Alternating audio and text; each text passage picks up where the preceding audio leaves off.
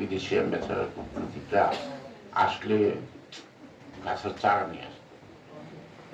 পরিবেশ দূষণের ক্ষেত্রে বাংলাদেশের একটাই অস্ত্র আছে, অন্য টেকনোলজি বা যে ক্যাপাসিটি বা ক্যাপাবিলিটি ইকোনমিক্যাল, তা দিয়ে আমরা অন্যান্য বিশ্বের মতো আমরা মেজার নিতে পারবো না, কিন্তু আমাদের সবচেয়ে এখান থেকে বাঁচার একমাত্র উপায় হলো কিন্তু আমাদের বৃক্ষরোপণ।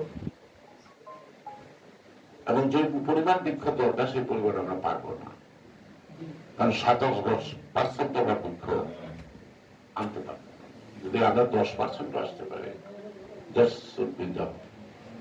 বেটার, সেটাতে আমরা অনেক কিছু করতে পারবো। ঠিক আছে, এবং সেক্ষেত্রে আমাদের গাছ লাগানোর জায়গা আছে, সেটা আমি এখানে আর বলছি না আপাতত। আমি ইতিমধ্যে পরিবেশ মন্ত্রী বলছেন আমার সাথে বসার আমার একটা আছে গবেষণা করার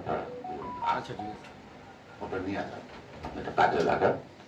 আমি 9 এটার মধ্যে ছিলাম, অনেক কষ্ট করে কিছু লেখাপড়া করে শিখছিলাম।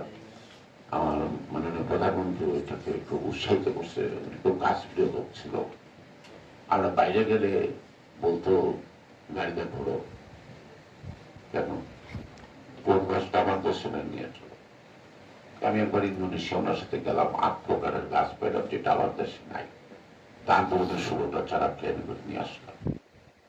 উনি একবার জিম্বাবুয়ে গেছিলেন, সেখানে রাস্তাপথে যে দুর্বারের ভাগ দেখে উনি ওখানকার লোকের মাত্র বীজ সংগ্রহ করলেন, 1 লক্ষ বীজ।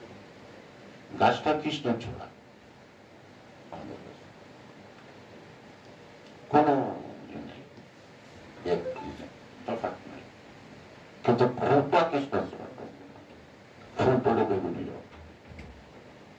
এই গাছটা আমাদের দেশে গুলবাহার বলা হতো।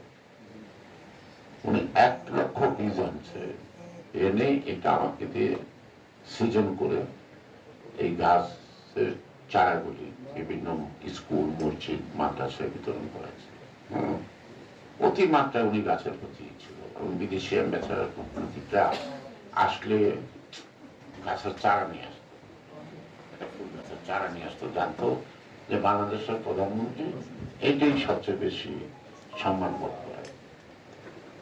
ততক্ষণে এক একটা নেশা থাকে, সেই নেশা থেকে বলছি যে আমাদের অতি জরুরি নানা রোগ থেকে বাঁচার জন্য পলিউশন থেকে আমাদেরকে মুক্ত